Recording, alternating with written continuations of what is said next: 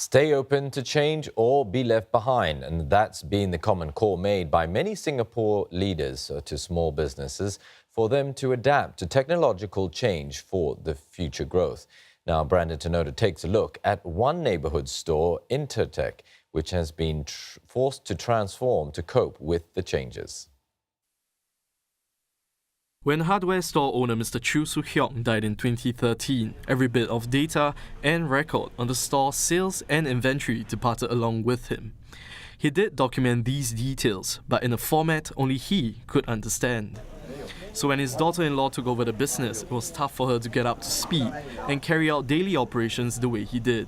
So she implemented a cloud-based system to automate administrative processes such as invoicing and inventory management. In the past, the shop would have to collect cash using a cash carrier on a pulley system like this. But fast forward to today, the shop now has a proper POS system and a cash register system that helps them to perform the same task more efficiently. At first, there was always a long queue just trying to pay money, and it's just a tiny step forward. They really help you to have more time to engage in meaningful conversations with your customers. But the journey to digitize Intertech's processes wasn't a smooth one. For instance, Jasmine's 70-year-old uncle struggled to grasp the change initially, but he overcame this with the help and support from the rest of the staff.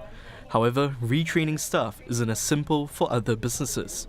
So the government has launched initiatives like the Industry Transformation Maps and Skills Framework to help firms look at skills shortages and address the gaps.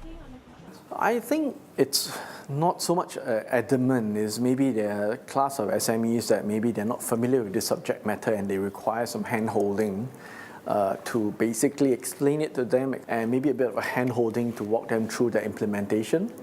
And I think when it's implemented, they will realize that, this is the new way they should administer their business. Person who actually run the business, he got to understand, what the company need, because when you talk about digitalization, it's a very big subject, Now, you have to have a boss who understands their business very well, and they know where to start from, which is the easiest, which is a priority for them to start. These are questions that Jasmine has certainly found the answers to. Productivity at the store is now doubled, and staff no longer need to work overtime. Jasmine said the benefits of adopting technology has surpassed her expectations and looks forward to implementing more of them. Of course, one of my wish lists is this automated carts or something like that. It's really laborious because we have a lot of heavy things here. Every morning my staff will really have to push things out. Yeah, if we can totally automate this, I think it'll be wonderful. For now though, it's clear that technology has already done part of the heavy lifting. Staff are spending just 2.5 days on administrative work a month, down from 4 days previously. Brandon Tenoda, Channel News Asia, Singapore. Transforming the SME, brought to you by UOB.